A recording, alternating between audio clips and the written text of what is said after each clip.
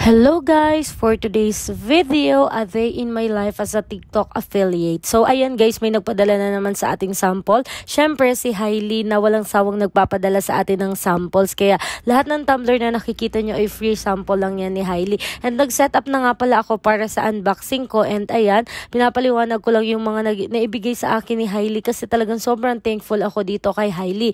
And pagkatapos ko nga pala ito i-unbox ay isushoot ko na rin siya kasi may pasok pa ako mamayang hapon para makapag-upload lang ako ng videos. Nakakatuwa lang kasi hindi na natin kailangan pang bumili ng samples kasi pinapadalhan na lang tayo. And ayan, tingnan nyo naman kung paano ako hirap na hirap dito kasi sobrang bigat din naman itong mga tumblers na to. And sinut ko nga pala ito dito sa labas sa may bahay ni na Tita Dory kasi nga mas maganda yung lightning pag sa sikat ng araw ko siya sinushoot.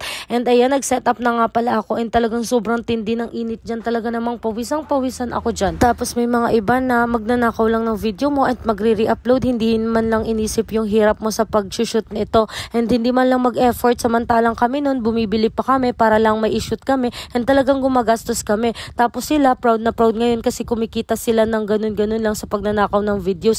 And ayan, after ko mag-shoot, tingnan nyo naman kung gaano ako kahaggard dito, pero tingnan nyo, worth it naman siya and sobrang ganda ng mga items ngayon ni Hailey. Sa mga gustong mag-check, visit nyo lang yung TikTok shop ko, Ange Alcano 5. And ayan, salamat sa panunood.